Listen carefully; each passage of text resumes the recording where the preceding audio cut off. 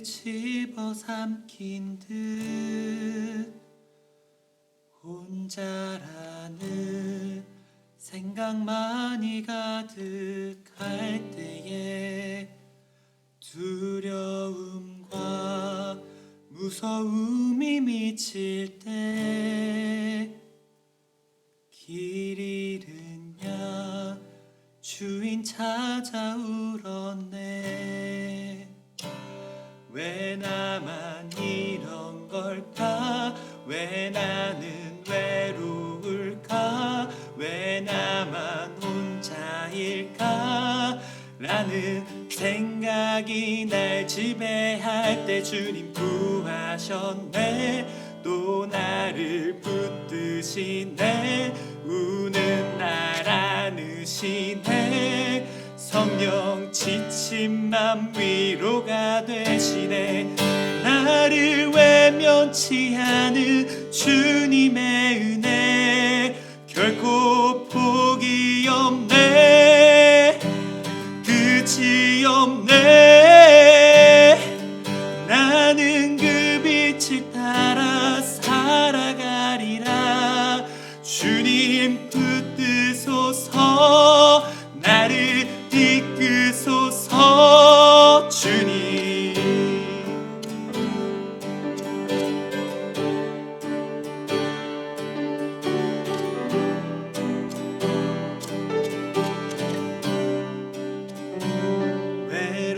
외로움이 나를 집어삼킨 듯 혼자라는 생각만이 가득할 때에 두려움과 무서움이 미칠 때 길 잃은 양 주인 찾아 울었네. 왜 나만 이런 걸까? 왜 나는 외로울까? 왜 나만 혼자일까? 라는 생각이 날 지배할 때 주 구하셨네. 또 나를 붙드시네. 우는 날 안으시네. 성령 지친 맘 위로가 되시네. 나를 외면치 않은 주님의 은혜 결코 포기 없네. 끝이 없네. 나는 그 빛을 따라 살아가리라. 주님 붙드소서. 나를 이끄소서. 주님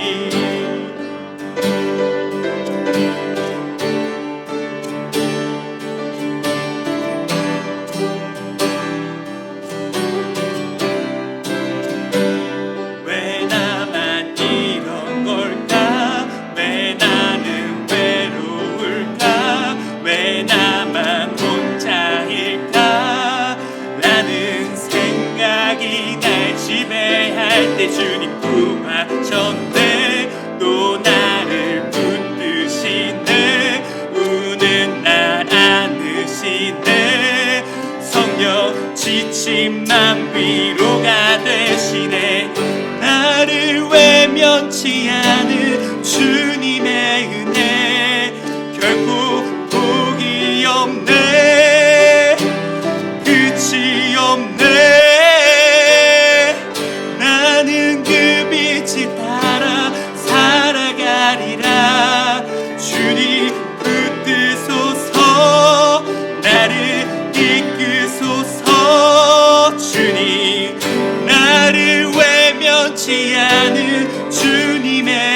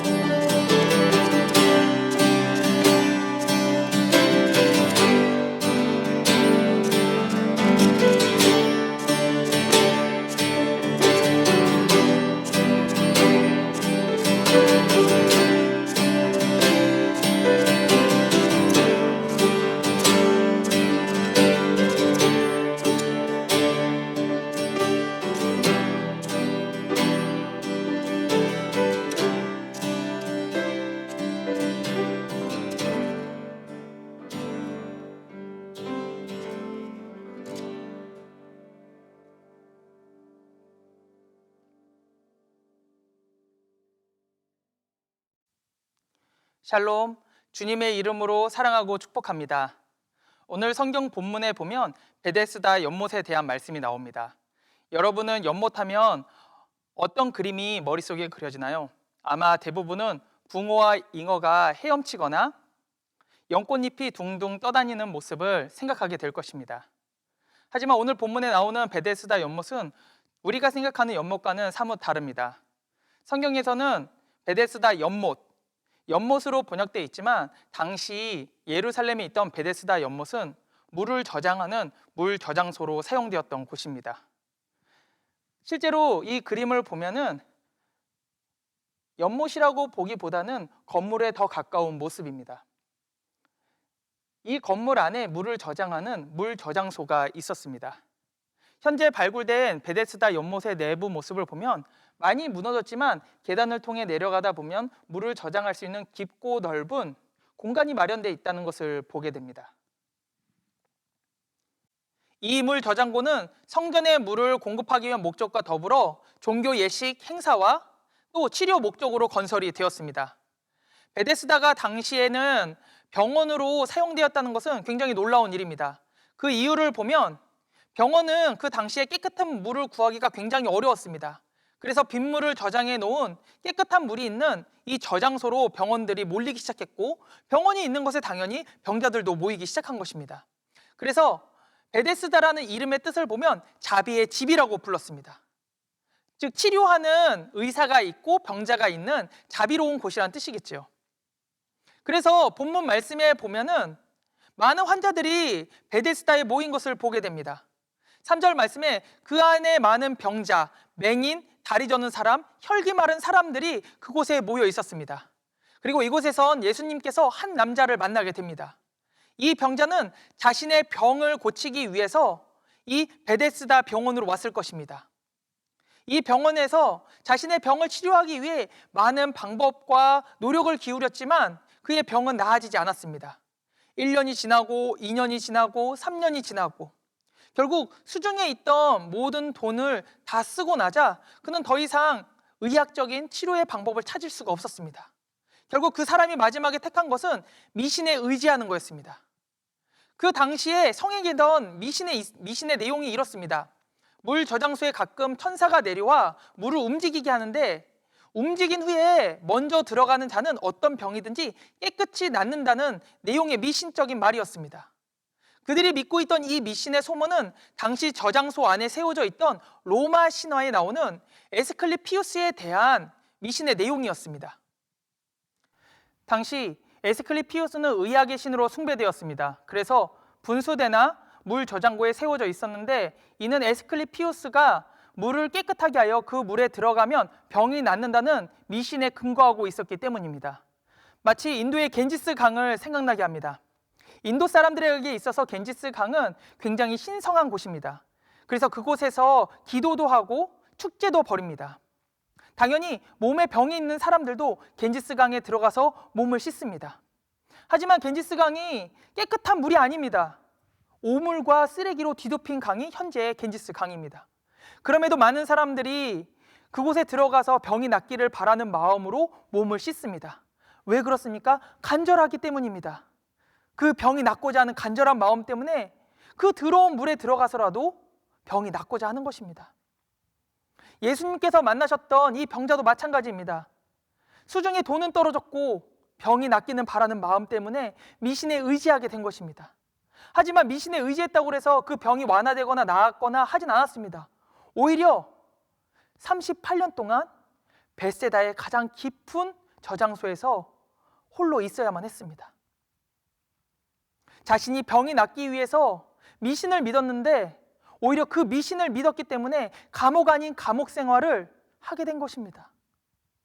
38년 동안 그곳에서 홀로 물이 움직이길 기다리고 또 기다렸던 것입니다. 하지만 그때 예수님께서 그에게 찾아오셔서 이렇게 말씀하십니다. 내가 낫고자 하느냐? 이 말은 38년 된 병자에게 간절히 바라는 것이었습니다. 그가 소망하는 것이었습니다. 그것을 위해 38년간 미신에 의지해서 있었으니 당연한 말입니다. 38년 동안 매일 물이 움직이길 기다리다가 물이 움직이면은 기어서 그 물 안으로 들어가려고 했습니다. 그럴 때마다 다른 사람이 먼저 들어가고 그는 또 기다렸습니다. 그렇게 반복되는 삶 가운데 그는 홀로 외롭게 있었습니다. 본문 말씀에 보면은 그를 물 가운데 넣어주는 사람이 없었던 것 같습니다. 가족, 친구, 가까운 사람이 모두 다 떠난 것입니다. 그러니 홀로 그곳에서 물이 움직인 것을 소망하고 기다리고 있었던 것입니다. 끝없는 기다림과 외로움 속에 그는 홀로 있었습니다. 그때 찾아오신 분이 바로 예수님이십니다. 그래서 그에게 말씀하신 것이 무엇입니까? 내가 낫고자 하느냐. 그의 마음에 소망을 주셨습니다. 그리고 다른 말씀을 하지 않으셨습니다. 이렇게 말씀하셨습니다. 내 자리를 들고 걸어라. 그는 일어나 걷기 시작했습니다. 그의 소망을 이루어준 것은 에스클리피우스의 미신적인 것이 아니었습니다. 바로 예수 그리스도께서 그를 일어나 걷게 하셨습니다. 그의 소망이 되신 분이 바로 예수 그리스도이십니다. 그가 가장 어둡고 기쁘고 외로움 가운데 있을 때 찾아오셔서 소망이 되시고 그의 소망을 이루어 주신 분이 바로 예수 그리스도이신 것입니다. 우리에게 또한 예수 그리스도만이 오직 소망이 되시는 분이십니다. 우리 마음 가운데도 두려움과 아픔과 걱정들이 있습니다. 하지만 많은 사람들이 나의 아픔과 걱정 가운데 신경을 써주거나 관심을 갖는 사람은 거의 없습니다. 하지만 예수님께서는 우리 가운데 오셔서 그 마음 가운데 이렇게 말씀하시는 것입니다. 내가 낫고자 하느냐? 내가 일어서고자 하느냐? 그렇습니다. 우리 마음의 아픔과 상처, 미래에 대한 두려움과 걱정 가운데 주님께서는 우리의 소망이 되어주시고 우리를 일으켜 세워주시는 분이십니다. 그래서 그 주님을 의지하고 소망해야 됩니다. 주님이 인도하시는 그 길을 따라 우리는 걸어갈 때에 하나님께서 예비하신 새로운 길을 보게 됩니다.